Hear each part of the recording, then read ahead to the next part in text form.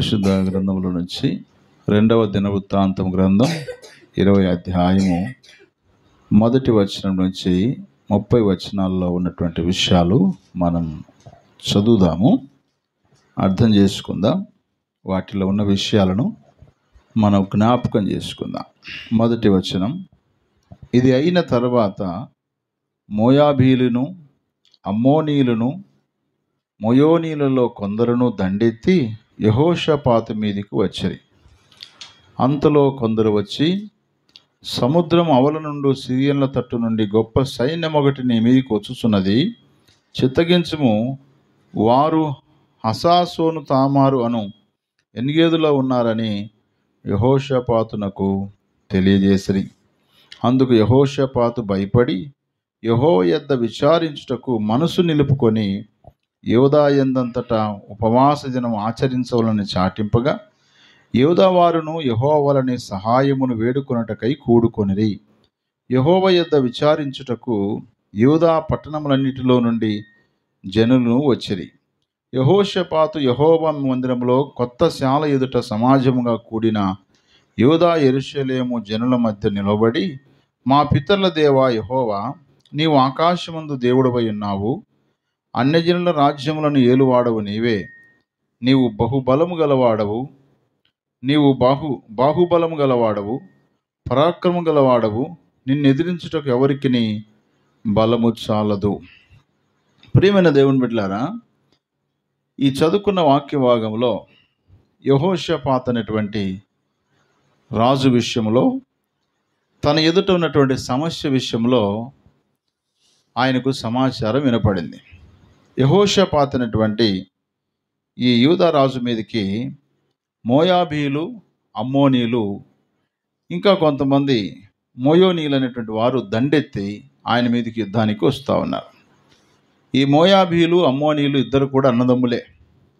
వారితో పాటు మరొక వ్యక్తి గుంపును పట్టుకొని వారు వస్తున్నట్టుగా మనం చూస్తాం. ఎవరైతే ఈ యొక్క శత్రు సైన్యము దండెత్తుకొని వస్తున్నారో ఆ సమాచారము యెహోషాపాతు చెవిలో పడగానే భయపడ్డాడట. ఆయన ఎంతటి వారమైనా సరే ఉన్నట్టుండి ఏదైనా చెడు సమాచారం వినపడితే ఖచ్చితంగా భయము కలుగుతుంది. కాబట్టి యెహోషాపాతు కూడా భయపడి ఆ భయముతో అటు ఇటు పారిపోక, దేవుని మీద ఆధారపడక తను ఏం చేస్తున్నాడంటే యెహోవా యొద్ద విచారించుటకు మనసు నిలుపుకొని ఉన్నాడంట. హల్లెలూయా. మనసు నిలుపుకున్నాడు. వాస్తవంగా వస్తున్నటువంటి నష్టాన్ని బట్టి తన మనసు మలుపుకోవలసిన వాడు తన మనసును నిలుపుకున్నాడు. చాలాసార్లు మనము మన మనసును నిలుపుకోవడానికి బదులు మలుపుకునేటట్టుగా తయారైపోతూ ఉంటాం. యెహోషాపాతు జీవితంలో వచ్చిన శ్రమల, ఆ కష్టంలో, ఆ రాబోయేటువంటి అపాయంలో తన మనసు నిలుపుకొని ఉపవాస దినము చాటించి ఆయన ఈ విధంగా ప్రార్థన చేస్తూ ఉన్నాడు. ఏమని ప్రార్థన చేశాడు అంటే 6వ వచనంలో, మా దేవా, మా పితరుల దేవా యెహోవా, నీవు ఆకాశమందు దేవుడవై ఉన్నావు, అన్యజనుల రాజ్యములను ఏలువాడవు నీవే. నీవు బాహుబలము గలవాడవు, పరాక్రమం గలవాడవు, నిన్నెదిరించుటకు ఎవరికి నీ బలము చాలదన్నాడు. హల్లెలూయా. అయ్యా, మేము బలహీనమే, కానీ మా పక్షమున ఉన్నటువంటి నీవు చాలా బలవంతుడు అన్నాడు. అందుకే యెషయా గ్రంథము 9వ అధ్యాయం 6వ వచనంలో, ఏలయనగా మనకు శిశువు పుట్టెను, మనకు కుమారుడు అనుగ్రహింపబడెను, ఆయన భుజముల మీద రాజ్యభారముండును, ఆశ్చర్యకరుడు, ఆలోచనకర్త, బలవంతుడగు దేవుడు, నిత్యుడగు తండ్రి, సమాధానకర్త అధిపతి అని అతనికి పేరు పెట్టబడును. చూడండి, ఈ మాటల్లో ఆలోచనకర్త అయిన దేవుడు, బలవంతుడైన దేవుడు. బలవంతుడైనటువంటి దేవుని దగ్గర బలహీనమైనటువంటి యెహోషాపాతు, భయపడినటువంటి యెహోషాపాతు ఉపవాసం ఉండి ప్రార్థన చేయడానికి తన మనసు నిలుపుకున్నాడు. ఆ సమస్య వచ్చిందని తను పారిపోలేదు, కానీ ఆయన దేవుని యొక్క మందిరంలోకి వెళ్ళాడు. సమాజంగా కూడిన యూదా ప్రజలతో, ఇశ్రాయేలు ప్రజలతో ఉపవాస దినము చాటించి దేవునికి మొరపెట్టాడు. మొరపెడుతున్న సందర్భంలో మరొక మాట చెప్పాడు. 7వ వచనం చూడండి. నీ జనులైన ఇశ్రాయేలు ఎదుట నుండి ఈ దేశపు కాపురస్తులను తోలివేసి నీ స్నేహితుడైన అబ్రహాము యొక్క సంతతికి దీనిని శాశ్వతముగానిచ్చిన మా దేవుడవు నీవే. అబ్రహాము యొక్క దేవుడవు కదయ్యా, మాకు కూడా నీవే దేవుడవు. వారికి సహాయం చేశావు, వారికి శాశ్వతంగా నువ్వు ఈ యొక్క స్థలాన్ని ఇచ్చావు, ఆయన సంతతికి ఇచ్చేసావు. కాబట్టి 12వ వచనంలో అంటాడు, మా దేవా నీవు వారికి తీర్పు తీర్చవా? మా మీదికి వచ్చి గొప్ప సైన్యముతో యుద్ధము చేయుటకు మాకు శక్తి చాలదు, ఏమి చేయుటకు మాకు తోచదు, నీవే మాకు దిక్కని ప్రార్థన చేశాడు. తన మనసు నిలుపుకున్నాడు, ఉపవాస దినము చాటించాడు, దేవుణ్ణి గొప్ప చేసి మాట్లాడుతూ నీవే మా దిక్కని దేవుని సందులో ప్రార్థన చేశాడు. ఆయన ప్రార్థనకు ప్రతిఫలముగా 14వ వచనం మనం చూస్తే, అప్పుడు మత్తన్యాకు పుట్టిన యెహీయేలు కుమారుడైన బెనయాకు జననమైన జకర్యా కుమారుడును ఆసాపు సంతతి వాడును లేవీయుడునగు యహాజీయేలు సమాజములో ఉండెను. యెహోవా ఆత్మ అతని మీదికి రాగా అతడు ఇలాగు ప్రకటించాడు. చూడండి, యహాజీయేలు అనే వ్యక్తి ఈ యొక్క ఇశ్రాయేలు యూదా ప్రజల్లో ఉన్నాడు. దేవుని ప్రజలలో ఉన్నటువంటి వ్యక్తి యహాజీయేలు మీదికి దేవుని ఆత్మ రావడం చేత ఆ దేవుని ఆత్మతో నింపబడినటువంటి యహాజీయేలు ఈ విధంగా ప్రవచిస్తూ ఉన్నాడు. 15వ వచనం చదువుదాం. యూదావారులారా, యెరూషలేము కాపురస్తులారా, యెహోషాపాతు రాజా, మీరందరూ ఆలకించుడి. యెహోవా సెలవిచ్చినదేమనగా, ఈ గొప్ప సైన్యమునకు మీరు భయపడకుడి. మొదటిగా, రెండవదిగా జడియకుడి అన్నాడు. మూడవదిగా ఈ యుద్ధము మీరు కాదు, దేవుడే జరిగించును అన్నాడు. హల్లెలూయా. నిజంగా చాలా విషయాల్లో మనము మన మీదకి వచ్చిన పరిస్థితులలో దేవునికి మొర్ర పెట్టుకొని వాటిని దేవుడే తొలగించిన సందర్భాలు మన జీవితాల్లో లేవంటారా? ఎన్నో విషయాలు ఉన్నాయి. మనం తరిచి చూస్తే, పరిశీలన చేస్తే ఎన్నో విషయాల కొరకు దేవుని దగ్గర ప్రార్థన చేశాం. యెహోషాపాతు వలె భయపడ్డాం, యెహోషాపాతు వలె ఉపవాసం ఉన్నాం, యెహోషాపాతు వలె దేవుని బట్టి ధైర్యం తెచ్చుకొని ప్రార్థన చేశాం. మన ప్రార్థనలకు దేవుడు అంత సహాయం చేయలేదంటారా? తప్పకుండా ఆయన మనకు సహాయము చేశాడు. దేవుని మీద ఆధారపడ్డాడు తను కూడా. అందుకోసమే దేవుడు తన యొక్క కుమారుడి ద్వారా, యహాజీయేలు ద్వారా, తన ఆత్మ ద్వారా మాట్లాడాడు.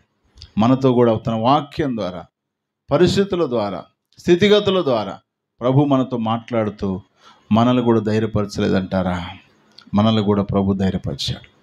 మనల్ని ఎన్నోసార్లు పురికొల్పాడు దేవుడు, ఎన్నోసార్లు మనల్ని బలమిచ్చి మనల్ని లేవనెత్తాడు. ఆ మీదట జరిగిన సంగతి మనం చూస్తే, ఎప్పుడైతే యహాజీయేలు యెహోషాపాతుతోనూ అక్కడ ఉన్నటువంటి ప్రజలతో మాట్లాడిన తర్వాత వారు చేస్తున్న పని ఏంటో చూద్దాం. 18వ వచనం. అప్పుడు యెహోషాపాతు సాష్టాంగ నమస్కారం చేసెను. యూదావారును యెరూషలేము కాపురస్తులను యెహోవా సన్నిధిని సాగిలపడి నమస్కరించిరి. చూడండి, యెహోషాపాతు సాష్టాంగపడుతున్నాడు, యూదా ప్రజలందరూ కూడా సాష్టాంగపడ్డారు.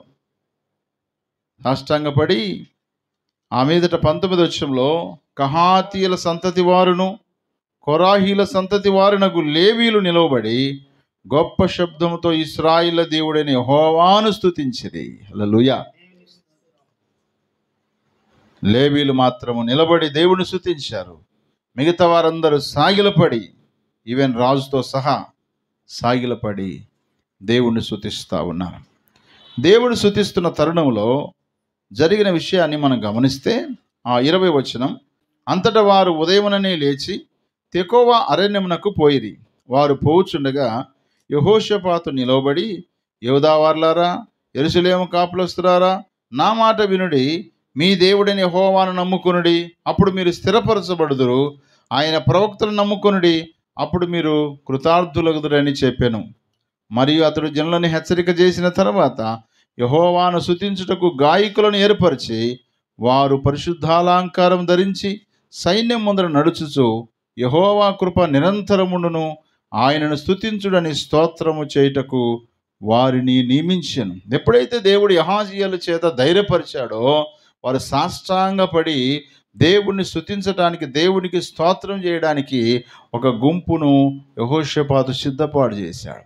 అనగా దేవుణ్ణి స్తుతించడానికి ఆ యొక్క గుంపును సిద్ధపాటు చేశారు. ఆ మీదట వాళ్ళు ఏం చేస్తున్నారు? 22వ వచనంలో, వారు పాడుటకును స్తుతించుటకును మొదలు పెట్టగా యెహోవా యూదా వారి మీదకి వచ్చిన అమ్మోనీయుల మీదను మోయాబీల మీదను శేయీరు మన్యవాసుల మీదను మాటుగాండ్రను పెట్టెను గనుక వారు హతులైరి. హల్లెలూయా. వారు హతులైరి. ఎవరికైతే భయపడ్డాడో యెహోషాపాతు, ఎవరికైతే భయపడ్డారో యూదా ప్రజలు, యెరూషలేము కాపురస్తులు, ఆ ప్రజలు ఇప్పుడు ఏమైపోయారు? దేవుడే మాటుగాండ్రను పెట్టి వారిని చంపివేసినట్టుగా ఇక్కడ మనం చదువుకున్నాం. 23వ వచనంలో, అమ్మోనీయులను మోయాబీలను శేయీరు మన్య నివాసులను బొత్తిగా చంపి నిర్మూలము చేయవలని పొంచి ఉండి వారి మీద పడిరి. వారు శేయీరు కాపురస్తులను కడముట్టించిన తర్వాత తమలో ఒకరినొకరు చంపుకొనుటకు మొదలుపెట్టిరి. యోధావారు అరణ్యమందున కాపరులు దుర్గం దగ్గరికి వచ్చి సైన్యం తట్టు చూడగా వారు శవములై నేలపడి ఉండిరి. ఒకడునూ తప్పించుకొనలేదంట. ఎంత మంచి మాట! ఒక్కడు కూడా తప్పించుకోలేదంట. నిర్గమకాండం 14వ అధ్యాయం మనం చూస్తే ఒక్కడునూ మిగలలేదట. అక్కడ దేవుని ప్రజలు ఇశ్రాయేలును తరిమినటువంటి ఐగుప్తులు ఒక్కడు కూడా మిగలలేదు. అక్కడ అందరు చచ్చిపోయారు. ఇక్కడ ఆ యూదా ప్రజలైనటువంటి యెహోషాపాతుతో ఉన్నటువంటి ప్రజలు తరుముకుంటూ వచ్చినటువంటి యుద్ధం చేయడానికి వచ్చిన వారిని దేవుడు చంపేశాడు. ఇంకా మిగిలిన వారిని వీరు చంపేసుకున్నారు. వారికి వారే చంపేసుకున్నారు. మిగతా వారిని వీరు చంపేశారు. ఒక్కరిని కూడా తప్పించుకోకుండా అందరిని చంపేశారు. చంపేసిన తర్వాత జరిగిన సంగతిని మనం గమనిస్తే 26వ వచనంలో, 4వ దినమున వారు బెరాక లోయలో కూడిరి. అక్కడ వారు యెహోవాకు కృతజ్ఞతాస్తుతులు చెల్లించినందున నేటి వరకు ఆ చోటికి బెరాకా లోయ అని పేరు. ఇలాగున యెహోవా వారి శత్రువుల మీద వారికి జయం అనుగ్రహించి వారిని సంతోషపరిచిన గనక యెరూషలేమునకు ఉత్సవముతో మరలవలనని యోధావారును యెరూషలేము వారును వారందరికి ముందు యెహోషాపాతును సాగి వెళ్ళిరి. కాబట్టి ప్రియులారా, దేవుని స్తుతించడానికి యెరూషలేముకి వెళ్ళిపోయారు, అనగా మందిరానికి వెళ్ళిపోయారు. నిజంగా ఎంతో భయంతో ఉన్న వారికి ఇప్పుడు సంతోషిస్తున్నారు. భయంతో ఉన్నవారు సంతోషిస్తున్నారు. సంతోషిస్తున్నవారు సాగిపోతూ యెరూషలేములో దేవుని మందిరములో ఆరాధన చేయటానికి వాళ్ళు వెళ్ళారు. 28వ వచనంలో, వారు యెరూషలేములో ఉన్న యెహోవా మందిరమునకు స్వరమండలములను సితారాలను వాయించుచు బూరలు ఊదుచుండిరి. ఇశ్రాయేలు శత్రువులతో యెహోవా యుద్ధం చేసినని దేశముల రాజ్యముల వారందరూ వినగా దేవుని భయము వారందరి మీదకి వచ్చెను. ఈ ప్రకారము అతని దేవుడు చుట్టూరున్న వారిని జయించి అతనికి నెమ్మదిని అనుగ్రహింపగా యెహోషాపాతు రాజ్యము నిమ్మలముగా ఉండెను. హల్లెలూయా. కాబట్టి ప్రేమైన దేవుని బిడ్డలారా, మన జీవితంలో నెమ్మది, నిమ్మలము అనేది మనకు ఉంది అంటే అంతో ఇంతో దేవుని సహాయం మనకు పరిపూర్ణంగా ఉన్నది. దేవుని సహాయము లేకుండా, దేవుని కృప లేకుండా, దేవుని తోడు లేకుండా, దేవుని యొక్క కనికరం మన మీద లేకుండా ఈ రోజున మనం బ్రతికుండలేదన్న సంగతి మనం గుర్తెరిగి ఆనాడు వారి మీదకి వచ్చిన శత్రువులను దేవుడు హతమార్చిన రీతిగా మన ఎదుట ఉన్న సమస్యలను కూడా దేవుడు తొలగించి అంతో ఇంతో సంతోషాన్ని ఇచ్చాడు.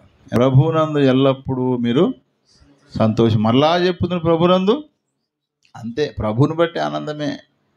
కుటుంబాలను బట్టి, స్నేహితులను బట్టి, బంధువులను బట్టి, పరిస్థితులను బట్టి ఆలోచిస్తే ఎవరికి నాకు కూడా సంతోషం ఉండదు. మన సంతోషం కేవలం దేవుడు ఒక్కడే. దేవుల్లో సంతోషిస్తున్నాం అంటే మన కనబడకుండా అపవాదన శత్రువు ఎన్నోసార్లు మనం భయపెట్టాడు, ఎన్నోసార్లు మనల్ని కృంగదీశాడు, ఎన్నోసార్లు మనల్ని బలహీనపరిచాడు. మనకు కనబడకుండా మాటుగాండ్రను పెట్టి తన దూతలను పెట్టి దేవుడు అని హతమార్చి మనం దేవుని మందిలో చేరి ఆరాధించటానికి, కృతజ్ఞతాస్తులు చెల్లించటానికి, మనకు సంతోషంనిచ్చి, నెమ్మదినిచ్చి, నిమ్మలంగా ఈరోజు ఉండడానికి ప్రభు మనకు సహాయము చేశాడు. కాబట్టి అలాంటి సహాయం చేసిన దేవుణ్ణి సన్నిధిలో చేరిన నీవు నేను ఆయనకు కృతజ్ఞతాస్తుతులు మనం కూడా చెల్లించాలి. ఆనాడు ఉన్నటువంటి వారు కృతజ్ఞతాస్తులు చెల్లిస్తూ, స్తోత్రం చెల్లిస్తూ, బూరలు ఊదుతూ, సితారాలు వాయిస్తూ దేవుణ్ణి మహిమపరిచారంట. మన ఎదుటున్న సమస్యలను ప్రభు తొలగించినందుకు, ఉన్న సమస్యలను తొలగించబోతున్నందుకు కూడా దేవునికి స్తోత్రం చేశాడు. అందుకే ఆ లోయకు ఒక పేరు పెట్టారు. ఏం పేరు అది? బెరాకా అని పెట్టారు. బెరాకా అంటే అర్థం ఏంటంటే స్తుతి అని అర్థం. స్తుతి లోయ. యుద్ధానికి వెళ్ళినటువంటి లోయ ఇప్పుడు ఏమైంది తెలుసా? స్తుతి లోయ. ఒకప్పుడు బాధను కలిగించే లోయ ఇప్పుడు దేవుణ్ణి ఆరాధించే లోయగా మార్చబడింది. నా జీవితంలో వేదనలో ఉండవలసిన మనల్ని బెరాకా లోయలోకి, బెరాకా స్థితిలోకి ప్రభు మనల్ని తీసుకొచ్చినందుకై ఆయన స్తుతిద్దాం, ఆయన నామాన్ని ఘనపరుద్దాం.